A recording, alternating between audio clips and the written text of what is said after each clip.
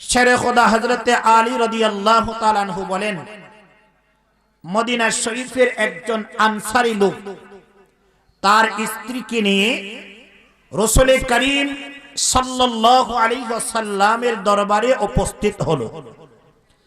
উপস্থিত হওয়ার পর মহিলা বলল, ইয়া রাসূলুল্লাহ, ইয়া হাবিবাল্লাহ, আমার অমুকের পুত্র অমুক, আমার স্বামী আমার চেহারার মধ্যে আঘাত করেছেন, প্রহার করেছেন, যে কারণে আমার চেহারার মধ্যে দাগ পড়ে যায়।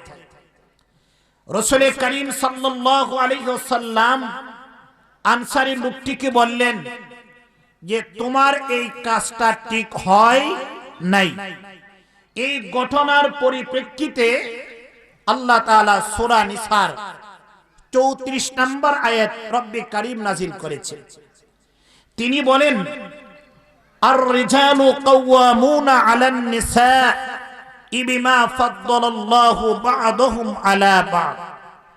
আল্লাহ তাআলা বলেন, পুরুষগণ নারীদের শাসনকর্তা, এজন্য আল্লাহ তাআলা একের উপর অন্যকে সম্মান দান করেছেন, অর্থাৎ নারীর উপর পুরুষের সম্মান দান করেছেন।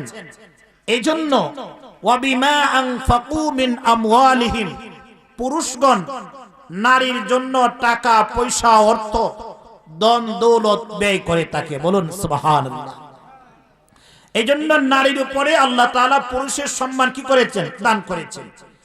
এই আয়াত দ্বারা পরিষ্কারভাবে বোঝা যায় যে পুরুষগণ নারীর প্রত্যেকটি অঙ্গের শাসনকর্তা। অতএব পুরুষগণ যা ইচ্ছা শরীয়ত অনুযায়ী যা ইচ্ছা তাই করতে পারবে, কিন্তু শরীয়তের বাইরে কোনো কাজ করা যাবে না।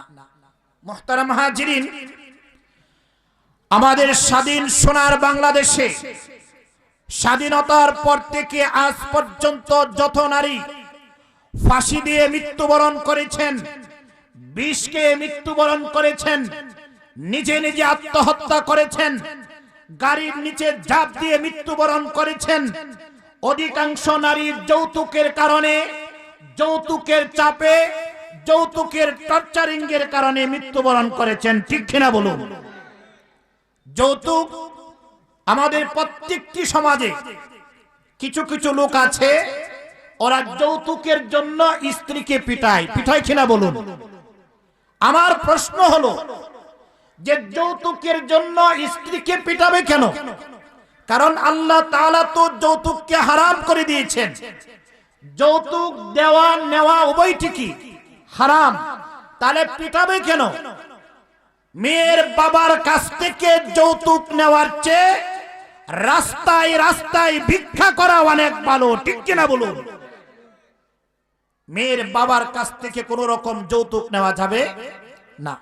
কোন নওজোয়ান যুবক যদি যৌতুক নিয়ে যদি বিবাহ করে, মৃত্যুর আগ পর্যন্ত তার ঘরে স্বামী স্ত্রীর মধ্যে কোনো শান্তি আসবে না। কারণ আপনি তো শুভ বিবাহটা এটা আপনি আগেই শুরু করেছেন হারাম কাজ দিয়ে। তা হারামের মধ্যে কোনো কি নাই? শান্তি নাই, বরং হালালের মধ্যে কি আছে? শান্তি আছে। স্বামী ও স্ত্রীর মধ্যে মিল মহব্বতটা কেমন হবে?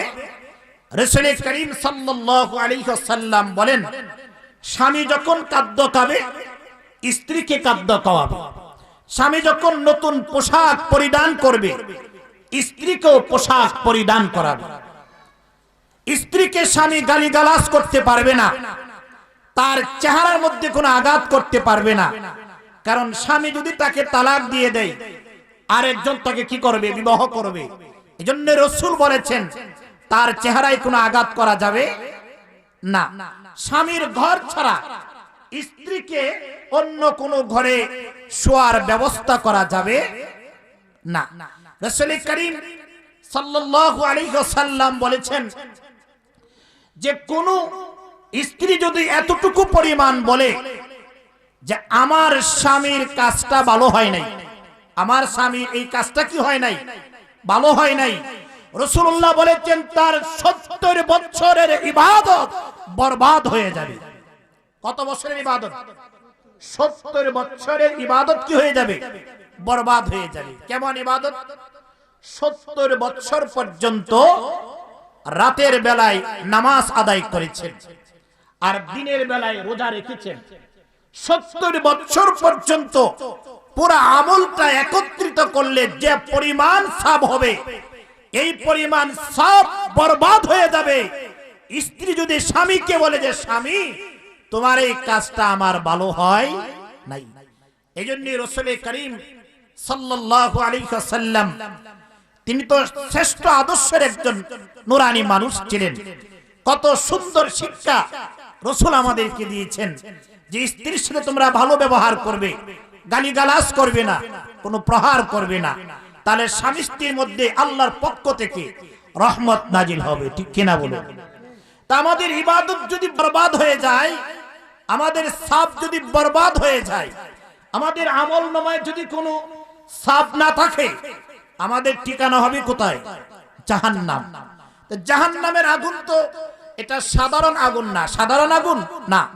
ওয়ান আবি হুরায়রা রাদিয়াল্লাহু তাআলা আনহু বর্ণনা করেন, নবীজি সাল্লাল্লাহু আলাইহি ওয়াসাল্লাম ইরশাদ করেছেন যে জাহান্নামের আগুন 70 ভাগের 1 ভাগ হলো দুনিয়ার আগুন। জাহান্নামের আগুনের 70 ভাগের 1 ভাগ দুনিয়ার আগুন। দুনিয়ার সমস্ত আগুনকে একত্রিত করলে যে পরিমাণ তাপ হবে, তার চাইতে 69 গুণ বেশি তাপ হবে জাহান্নামের আগুনের। সেই আগুন দিয়ে আমাদেরকে কি করা হবে? পোড়া হবে। যদি আমরা যৌতুকের জন্য আমাদের স্ত্রীকে কি করি?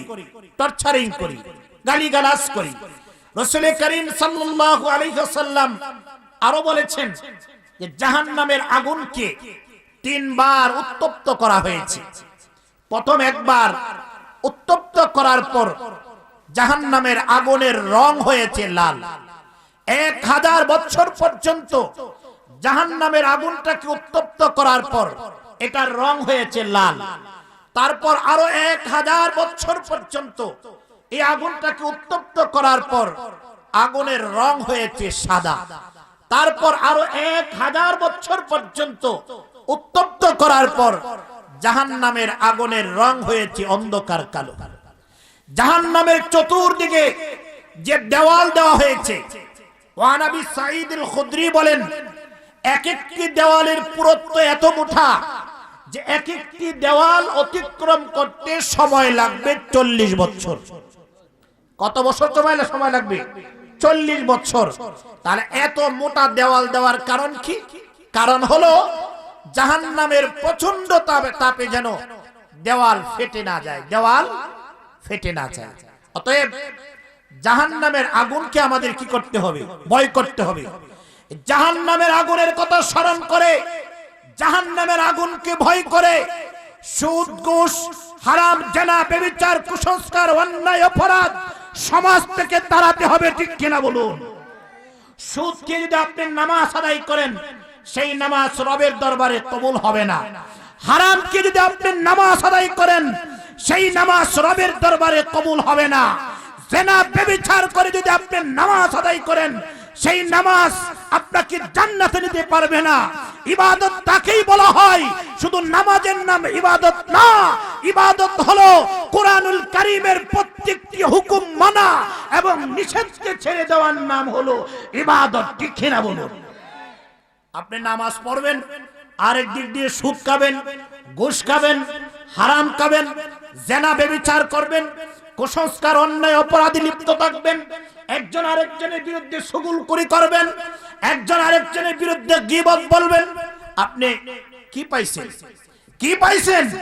আপনার নামাজের জন্য তো রব অপেক্ষায় না। নামাজ, তার নামাজে রব কবুল করেন যিনি কোরআনুল কারীমের বিসমিল্লাহ শব্দের বা থেকে মিনাল জিন্নাতি ওয়ান নাস শব্দের সিন পর্যন্ত আল্লাহ তাআলা কোরআনে যা আদেশ করেছেন তা মানা এবং নিষেধকে ছেড়ে দেওয়ার নাম হলো ইবাদত। ঠিক কিনা বলুন? কথাগুলো বুঝতে পেরেছেন? এজন্য ওয়ান আবি হুরায়রা রাদিয়াল্লাহু তাআলা আনহু বর্ণনা করেন, ক্বালা ক্বালা রাসূলুল্লাহ সাল্লাল্লাহু আলাইহি ওয়াসাল্লাম, আমার দয়াল নবীজি ইরশাদ করেছেন, আকমালুল মুমিনিনা ঈমানান আহসানুহুম খুলুকা। রাসূল করিম সাল্লাল্লাহু আলাইহি ওয়াসাল্লাম বলেছেন যে মুমিনদের মধ্যে পরিপূর্ণ মুমিন ওই ব্যক্তি যার আখলাক, যার চরিত্র, যার ব্যবহার রাসূল করিম সাল্লাল্লাহু আলাইহি ওয়াসাল্লামের মতো। বলুন সুবহানাল্লাহ। ওই ব্যক্তি কি পরিপূর্ণ কি মুমিন। ওয়া খিয়ারুকুম খিয়ারুকুম লিনিসাইহিম, আর তোমাদের মধ্যে ওই ব্যক্তি উত্তম যে তার বিবির নিকট উত্তম। সুবহানাল্লাহ। এই পৃথিবীতে SSC HSC degree honours masters দাখিল আলিম ফাজিল কামিল মুফতি মুহাদ্দিস মুফাসসির সাহিত্যিক এগুলোর সনদ অর্জন করা একেবারেই সহজ, কিন্তু স্বামী স্ত্রীর কাছ থেকে ভালো সার্টিফিকেট অর্জন করা, স্ত্রী স্বামীর কাছ থেকে ভালো সার্টিফিকেট অর্জন করা এটি কঠিন একটি বিষয়। কারণ রাসূল করিম সাল্লাল্লাহু আলাইহি ওয়াসাল্লাম বলেছেন, কোন স্বামী যদি বলে যে আমার স্ত্রী ভালো, ওই স্ত্রী জান্নাতি, আর কোন স্ত্রী যদি বলে যে আমার স্বামী ভালো, ওই স্বামীটাও জান্নাতি। সুবহানাল্লাহ। আরেকটা আওয়াজ দিয়ে বলুন সুবহানাল্লাহ। ওই স্বামীটাও কি জান্নাতি। এই পৃথিবীতে সর্বপ্রথম যিনি স্ত্রীর কাছ থেকে ভালো সার্টিফিকেট পেয়েছিলেন তিনি হলেন মুহাম্মাদুর রাসূলুল্লাহ। আর স্ত্রী হিসাবে সর্বপ্রথম যিনি স্বামীর কাছ থেকে ভালো সার্টিফিকেট পেয়েছিলেন তিনি হলেন খাদিজাতুল কুবরা রাদিয়াল্লাহু তাআলা আনহা। তিনি বলেছেন যে শিশু অবস্থায় আমি মুহাম্মদকে দেখেছি, কিশোর অবস্থায় আমি মুহাম্মদকে দেখেছি, যুবক অবস্থায়ও তো আমি মুহাম্মদকে দেখেছি। যুবক অবস্থায় নওজোয়ান যুবকেরা কি ফাত্রামান্তি করে, এদিক সেদিক দৌড়াদৌড়ি করে, কিন্তু মুহাম্মদকে দেখেছি শিশু অবস্থায় যেরকম আল আমিন ছিল, কিশোর অবস্থায়ও আল আমিন ছিল, যুবক অবস্থায়ও আল আমিন ছিল। বিবাহ করার পরেও নবুয়ত, নবুয়তের আগেও আল আমিন, নবুয়তের পরেও আল আমিন। বলুন সুবহানাল্লাহ। কত সুন্দর নবী আল্লাহ তাআলা আমাদেরকে উপহার দিয়েছেন। আমরা আখিরি জামানার নবীজির উম্মত হতে পেরেছি। আমরা খুশি না বেজার? খুশি না বেজার? কেমন খুশি? এই নিয়ামতের শুকর আদায় যদি কিয়ামত পর্যন্ত আদায় করেন শেষ হবে? শেষ হবে না। মুসা কালিমুল্লাহর কিতাবের মধ্যে একটি ঘটনা, চমৎকার একটি ঘটনা উল্লেখ করেছেন। আমি ওইদিকে যাব না, আমি একটা বিষয়ভিত্তিক আলোচনা করছি। তিনি তার কিতাবের মধ্যে আখিরি জামানার নবীজির উম্মতের 7টা পরিচয় পেয়েছিলেন। কয়টি পরিচয় পেয়েছিলেন? 7টি পরিচয়। আমাদের পরিচয় পেয়েছিলেন তিনি। প্রথম পরিচয় পেয়েছিলেন যে আখিরি জামানার নবীজির উম্মত যারা হবে তারা সৎ কাজের আদেশ করবে, অসৎ কাজের কি করবে? নিষেধ করবে। তো মুসা কালিমুল্লাহ তিনি রবের কাছে ডাক দিয়ে বললেন, রব, এই যে উম্মতটা আখিরি জামানার নবীর উম্মত, যিনি সৎ কাজের আদেশ করবে, অসৎ কাজের নিষেধ করবে, এই উম্মতটা আমার উম্মত বানিয়ে দেন। আল্লাহ কয়, হুম উম্মতে মুহাম্মদ সাল্লাল্লাহু আলাইহি ওয়াসাল্লাম। আরে মুসা, এটা তো তোমাকে দেওয়া যাবে না, কারণ এটা আখিরি জামানার নবীর উম্মত। সুবহানাল্লাহ। তারপর তিনি আল্লাহর কাছে আবার দরখাস্ত করলেন, রব্বি করিম, আখিরি জামানার নবীজির একদল উম্মত আছে, ওরা পানি দিয়ে ওযু করবে, পবিত্র হবে, পানি না পাইলে তাইমুমের মাধ্যমে তারা পবিত্রতা অর্জন করবে। সুবহানাল্লাহ। এই উম্মতটা আমার উম্মত কি করে দেন? বানায়া দেন। আল্লাহ কয়, না, এটাও তোমার কি করা যাবে না, দেওয়া যাবে না, কারণ এই উম্মত হলো হুম উম্মতি মুহাম্মদ সাল্লাল্লাহু আলাইহি ওয়াসাল্লাম, দয়াল নবীজির উম্মত, এটা তোমাকে দেওয়া যাবে না। তাহলে এটা যদি আমাকে না দেন, এভাবে 7 বার তিনি দরখাস্ত করলেন 7টি বিষয়ে। 7 বার আপনার কাছে দরখাস্ত করলাম, আপনি যেহেতু একবারও আমি মুসাকে দিলেন না, তাহলে আপনি ওই নবীর উম্মত আমি মুসাকে বানায়া দেন।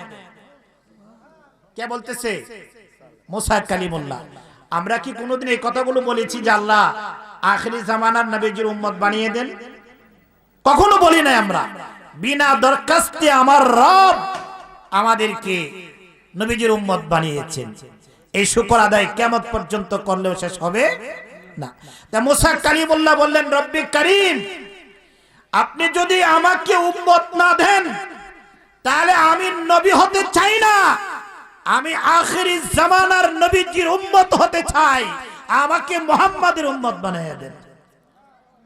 আল্লাহ কয়, মুসা তুমি যদি প্রথমবার মতো বলতা আখিরি জামানার উম্মত চাইতা, 7 বার আমার কাছে দরখাস্ত না করে যদি ঈসা রূহুল্লাহর মতো প্রথমবার তুমি বলতা আখিরি জামানার নবীজির উম্মত, তাহলে আমি রব তোমাকে ঈসা রূহুল্লাহর মতো মুসা কালিমুল্লাহকে আখিরি জামানার নবীজির উম্মত বানিয়ে দিতাম। আগে বললাম না কেন? এখন যে দরখাস্ত করেছে, এখন আর কি করা যাবে না, দেওয়া যাবে না। আপনারা জানেন, ওয়াজগুলো শুনেছেন, হযরতে আদম আলাইহিস সালাতু ওয়াস সালামকে আল্লাহ তাআলা জান্নাত থেকে বের করে দিলেন। কি করে দিলেন? আদমকে বের করে দিলেন। 300 বছর পর্যন্ত বাবা আদম আলাইহিস সালাতু ওয়াস সালাম কান্নাকাটি করলো, কিন্তু আল্লাহ তাআলা তার তওবা কবুল করেন নাই। হঠাৎ তার স্মরণ হয়ে গেল যে আরশে আসিমে জান্নাতের প্রত্যেকটি ফিলারের মধ্যে, জান্নাতের প্রত্যেকটি রুমের মধ্যে যে আল্লাহর নামের সাথে মুহাম্মদুর রাসূলুল্লাহর নাম দেখেছিলাম, রব্বি করিম রব্বানা যালামনা আনফুসানা ওয়া ইল্লাম তাগফির লানা ওয়া তারহামনা লানাকুনান্না মিনাল খাসিরিন। আমি তো আমার নিজের উপরে জুলুম করেছি, তারপরেও 350 বছর পরে আপনার যে বন্ধুর নামের উসিলা দিচ্ছি, আপনার বন্ধুর নামের উসিলা করে আমি আদমকে ক্ষমা করে দেন। কি করে দেন? ক্ষমা করে দেন। সাথে সাথে আসমান থেকে ওহী চলে আসলো, ফাআল্লাহু ইলা আদম আলাইহিস সালাম ফাকালা ইয়া মুহাম্মদ قد غفرت ذنبك وجعلتك من الانبياء নূর মুহাম্মদ সাল্লাল্লাহু আলাইহি ওয়াসাল্লাম। ওরে আদম, তুই আখিরি জামানার নবীজির উসিলা দিলে ক্ষমা পাওয়ার জন্য, যা তুই আদমকে আমি রব ক্ষমা করে দিলাম, মুহাম্মাদের উসিলাই তুই আদমকে আমি আল্লাহর নবী বানায়া দিলাম।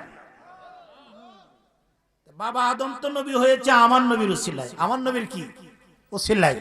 হযরত ঈসা রূহুল্লাহ তিনি আল্লাহর কাছে দরখাস্ত করেছেন নবীর উম্মত হওয়ার জন্য। মুসা কালিমুল্লাহ তিনিও দরখাস্ত করেছেন। আর আমরা তো বিনা দরখাস্তে, বিনা অ্যাপ্লিকেশনে আল্লাহ তাআলা আমাদেরকে কি করে দিয়েছেন? আখিরি জামানার নবীর উম্মত বানিয়ে দিয়েছেন। এতে আমরা খুশি না বেজার? খুশি হলে একবার জুড়ে কি আল্লাহ তাআলার শুকর আদায় করা যাবে? বলুন আলহামদুলিল্লাহ, সুবহানাল্লাহ, আল্লাহু আকবার কবীরা। আল্লাহর চেয়ে বড় আরো কেউ আছে?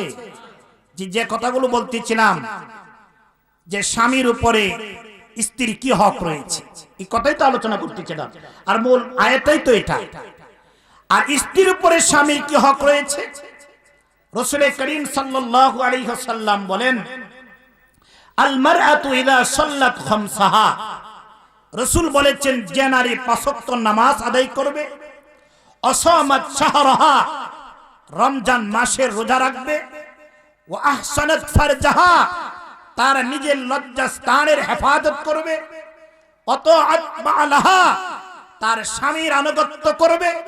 রাসূল করিম সাল্লাল্লাহু আলাইহি ওয়াসাল্লাম বলেন, ফালতাদখুলুল জান্নাতা মিন আইয়ি আবওয়াবিল জান্নাতি শাআত।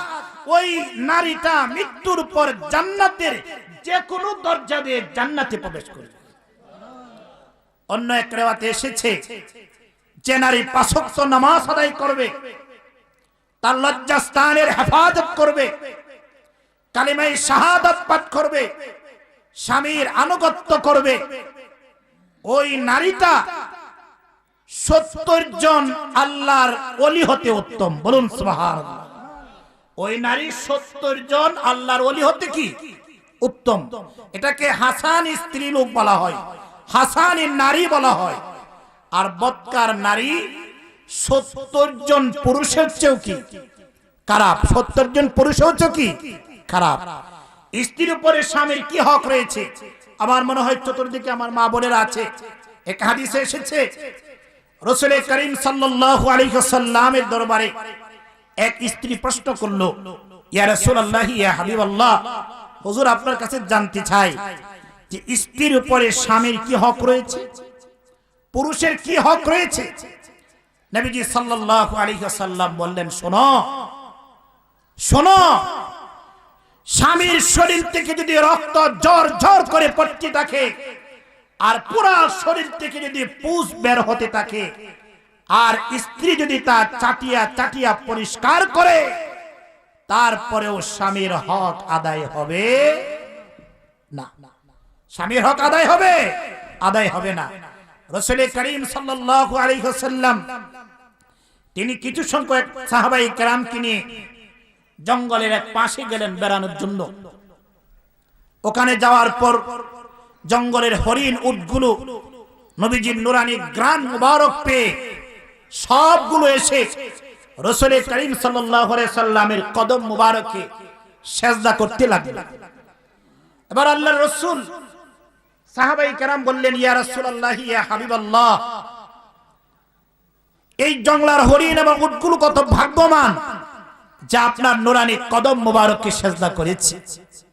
হায় আফসোস, আমরা তো এই কাজটা থেকে বঞ্চিত।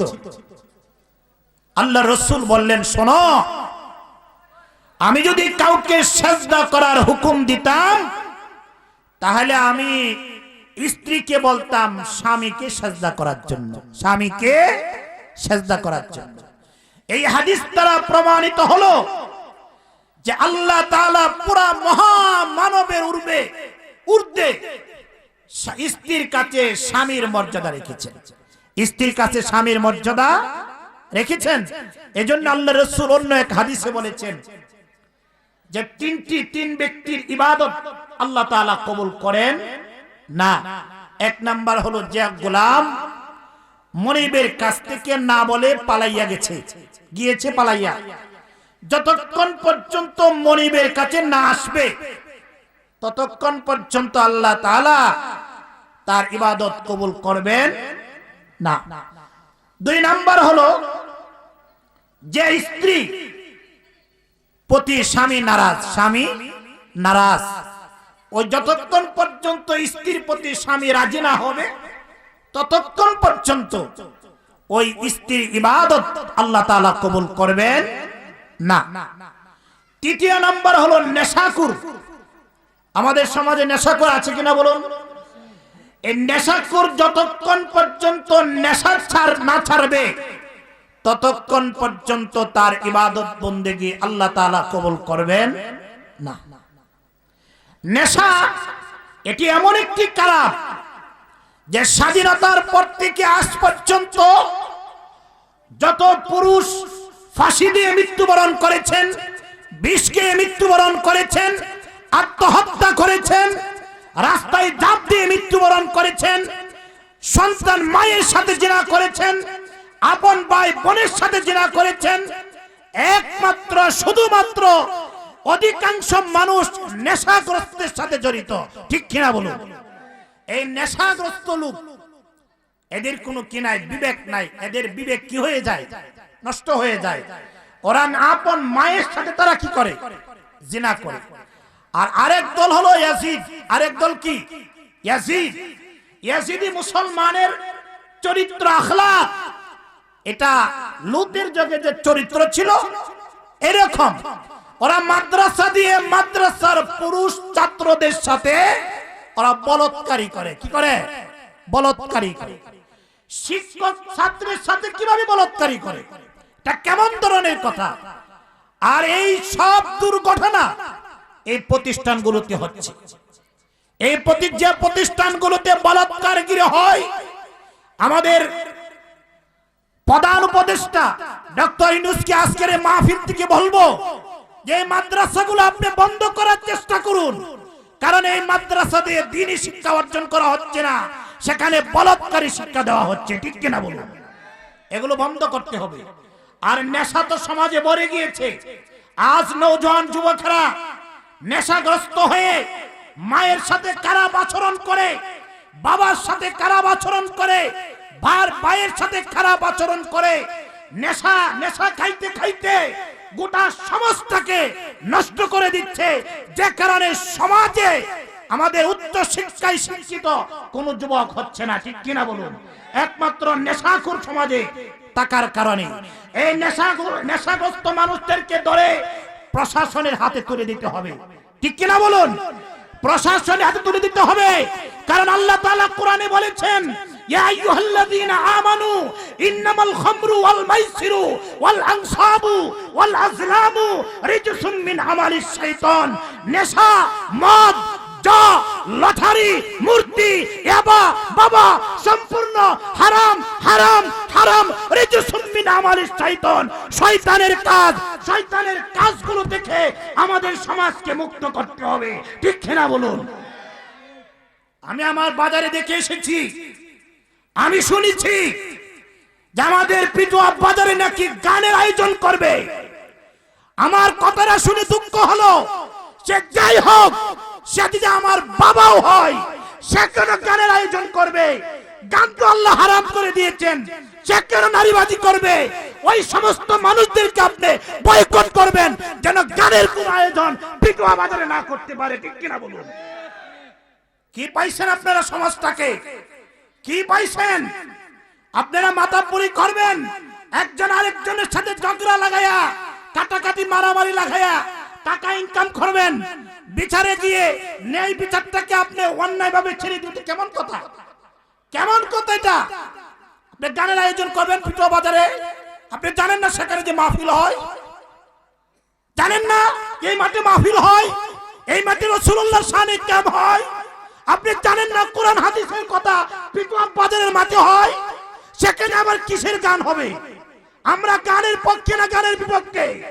হাত তুলে বলুন, গানের পক্ষে না বিপক্ষে? বলুন, পিটুয়া বাজারে গান চলবে না, চলবে না, চলবে না, ঠিক কিনা বলুন? সে যাই হোক, যদি গান হয়, এই গানের প্রথমে আমি বাধা হয়ে দাঁড়াবো। আমি প্রথমে বাধা হয়ে দাঁড়াবো। যদি মৃত্যুবরণ করতে হয়, পিটুয়া বাজারে মৃত্যুবরণ করব। গানের কোন ডেট, গানের কোন আসর পিটুয়া বাজারে দেওয়া হবে না, হবে না, হবে না। নারে তাকবীর, আল্লাহু আকবার, নারে তাকবীর। আল্লাহু আকবার। মৌলানা জাকারিয়া সাহেব জিন্দাবাদ, মৌলানা জাকারিয়া সাহেব। গোটা সমাজ নষ্ট করে দিচ্ছে, গোটা সমাজ। এই অশ্লীল কিছু কিছু মানুষগুলো নষ্ট করে দিচ্ছে, কেমন কথা? মুরব্বী মানুষ আবার গানের আসর জমাবে, লজ্জা থাকার দরকার তাদের। এগুলো বয়কট করবেন, আমরা ইনশাআল্লাহ থাকবো। আমাকে আগে একটু জানাবেন, যদি কোনো গান হয় আমি সেটার প্রতিবাদ করব, এবং প্রশাসনের কাছে আমি নিজেও কি করব, যোগাযোগ করব।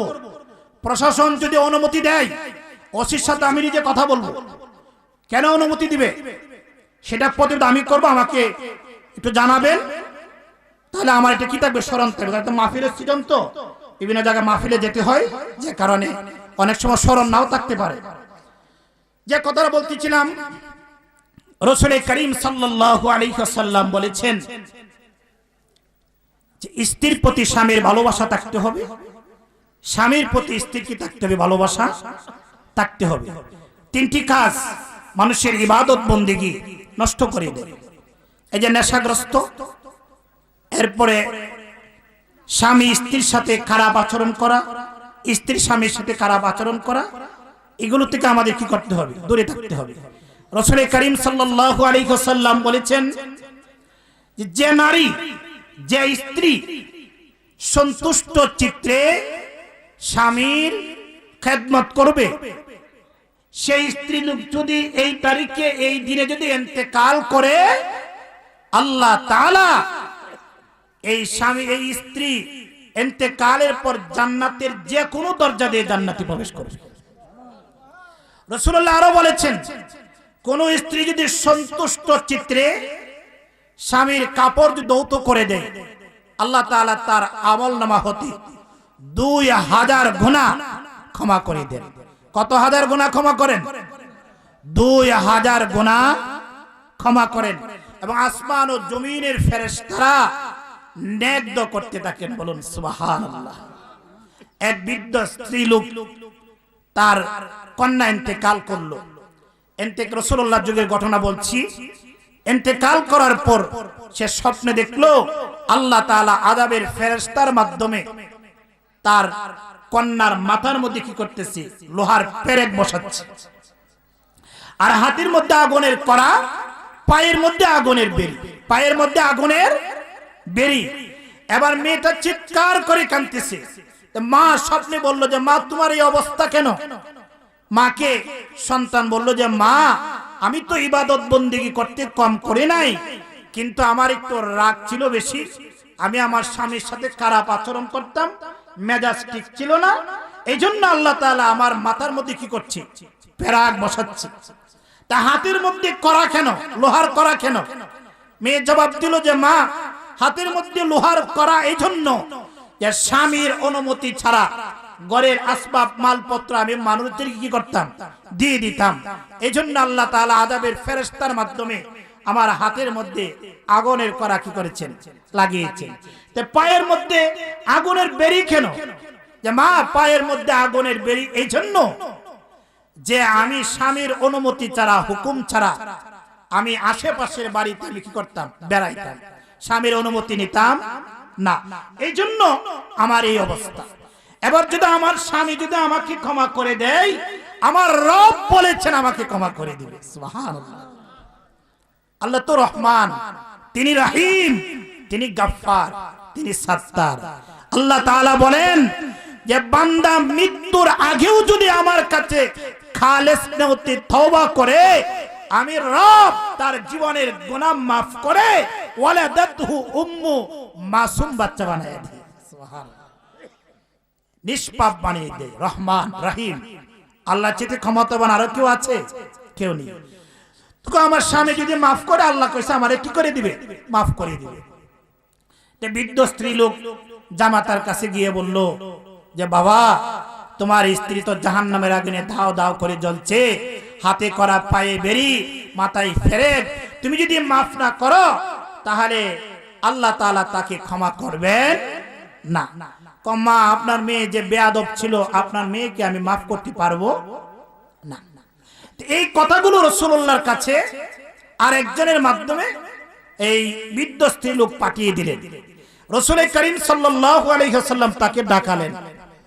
ডাকানোর পর রাসূলুল্লাহর কাছে আসলো।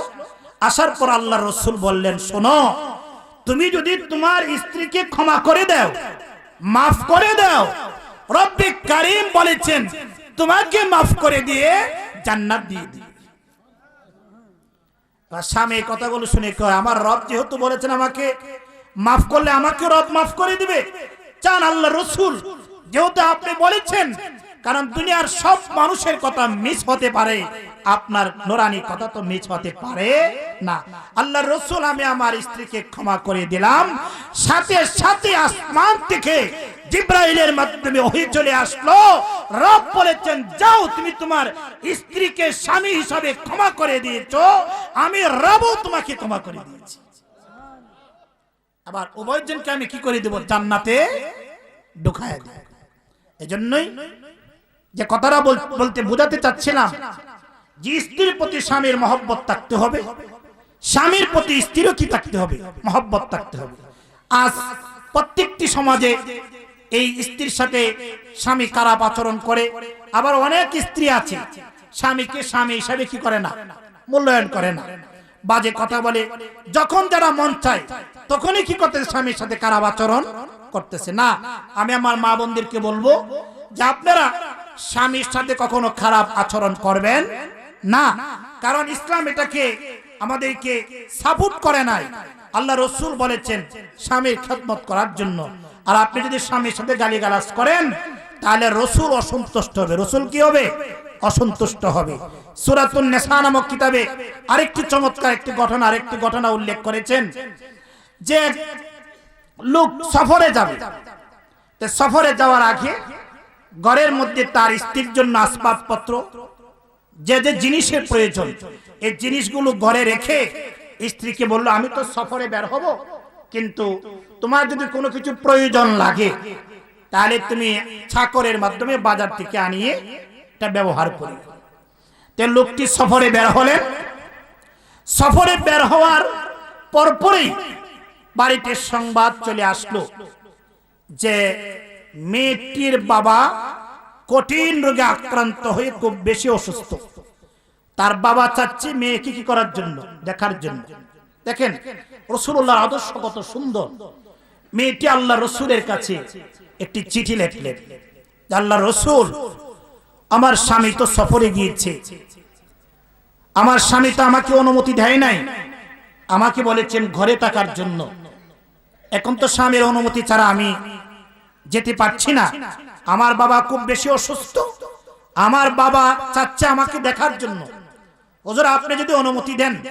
রাসূলুল্লাহ সাল্লাল্লাহু আলাইহি সাল্লাম উত্তরে বললেন যে না, তোমার স্বামী যেহেতু তোমাকে না করেছেন, এখানে আমি অনুমতি দিব না, বরং তোমার যাওয়ার দরকার নাই, স্বামীর কথা শোনো, ধৈর্য ধারণ করো, সবর করো, যাওয়ার কোনো দরকার নেই, কারণ স্বামীর অনুমতি নেই। তারপর কিছুদিন পর আবার একটি মৃত্যুর সংবাদ চলে আসলো, মেয়েটির বাবা ইন্তেকাল করেছেন। ইন্না লিল্লাহি ওয়া ইন্না ইলাইহি রাজিউন। মেয়েটির বাবা কি করেছেন? ইন্তেকাল করেছেন। এবার মেয়েটি আল্লাহ রাসূলের কাছে আরেকটি চিঠি লিখে নিয়ে আসবেন। আচ্ছা এই আমি হাদিস বলি শেষ করেছি, আচ্ছা নিয়ে আসেন, সমস্যা নেই।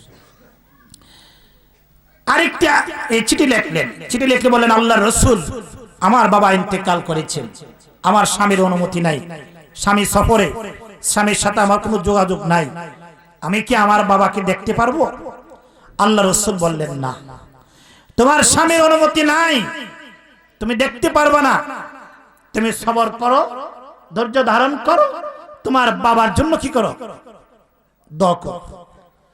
ঠিক মহিলারা ধৈর্য ধারণ করলো, সবর করলো, বাবার জন্য কি করলো, দোয়া করলো। দোয়া করার সাথে সাথেই রব্বে কারীম জিবরাইলকে আমার দয়াল নবীজির কাছে ওহী পাঠিয়ে বললেন যে আল্লাহর রাসূল, আপনি এই মহিলাটাকে বলে দিন যে আল্লাহ তাআলা তোমার প্রতি সন্তুষ্ট হয়ে তুমি যে স্বামীর হুকুমগুলো মেনেছো, স্বামীর কথাগুলো শুনেছো, তোমার বাবাকে পর্যন্ত দেখার জন্য যাও নাই, রব তোমার প্রতি সন্তুষ্ট হয়ে তোমার বাবাকে ক্ষমা করে দিয়েছেন এবং জান্নাতের 8টি দরজা খুলে দিয়েছেন। সুবহানাল্লাহ। অতএব স্বামীর অনুমতি ছাড়া কোথাও যাওয়া যাবে না। মহতারাম হাজিরিন, আমাদের অতিথি মেহমান এসেছেন, ওনা চমৎকার সুন্দর আলোচনা করবেন। আমি আমার আলোচনাকে এখানেই সমাপ্ত করলাম। আমার আলোচনার মূল বিষয় ছিল এটাই যে স্ত্রীর প্রতি স্বামীর হক কি কি, স্বামীর প্রতি স্ত্রীর হক কি কি। আমরা যেন যারা বিবাহ করেছি স্ত্রীর সাথে আমরা যেন ভালো আচরণ করতে পারি। মা বোনদেরকেও বলবো যে আপনারা আপনাদের স্বামীর সাথে ভালো আচরণ করবেন। আর নওজোয়ান যুবকদের জন্য একটা নসিহত হলো যে আপনারা যৌতুক নিয়ে বিবাহ করবেন না, কারণ যৌতুক ছাড়া আপনারা বিবাহ করবেন, আপনাদের বিবাহের মধ্যে রহমত, বরকত, শান্তি বর্ষিত হবে। ঠিক কিনা বলুন? যৌতুক নিবেন তো মরবেন, যৌতুক নিবেন, স্বামী স্ত্রীর মধ্যে কোনো মিল মহব্বত হবে না। আমরা সম্পূর্ণ আমাদের ইসলামের সম্পূর্ণ কাজ আমরা এটা শরীয়তের ভিতরে করতে চাই। ঠিক কিনা বলুন? যে কথাটা বলতেছিলাম আমি, আমাদের যে বাজারে যে বহু বছর পর্যন্ত কিন্তু গানের কোন আয়োজন করা হয় হয় নাই। তা আসলে আমি বাজারে শুনে আসছি আমাদের কিছু মাথাওয়ালা লোক, মানে যারা বিচার আচার করে, তারাই নাকি এটা আয়োজনের ব্যবস্থা করতেছেন। আমরা তাদেরকে আদবের সাথে বলবো এগুলো বন্ধ করার জন্য। যদি এগুলো বন্ধ না করে আমরাও প্রশাসনের শরণাপন্ন হব ইনশাল্লাহ। ঠিক আছে তো কথা? আমি যখনই আপনাদেরকে ডাক দিব আপনারা মাঠে থাকবেন তো? কে কে থাকবেন হাত তুলে দেখান। অন্যায়ের প্রতিবাদ করতে হবে, করতে হবে কিনা বলুন? অন্যায়ের প্রতিবাদ করতেই হবে, এটা আমাদেরকে নৈতিক একটা কি দায়িত্ব। আল্লাহ তাআলা যেন আমাদেরকে এই কথাগুলোর উপরে আমল করার মতো তৌফিক দান করুন। সকলে বলুন আমিন। আসসালামু আলাইকুম ওয়া রাহমাতুল্লাহি ওয়া বারাকাতুহু।